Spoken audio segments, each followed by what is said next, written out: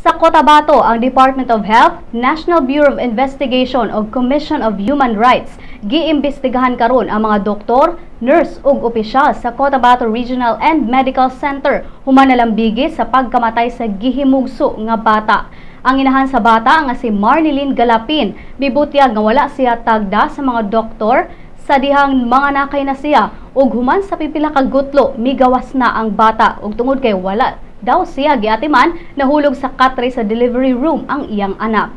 Gitabang paunta ang bata sa mga doktor apan nakabsan kini sa kinabuhi human naigo sa semento ang ulo niini. Apan si Doktora Helen Yambao miingon nga premature ang bata hinungdan sa pagkamatay niini.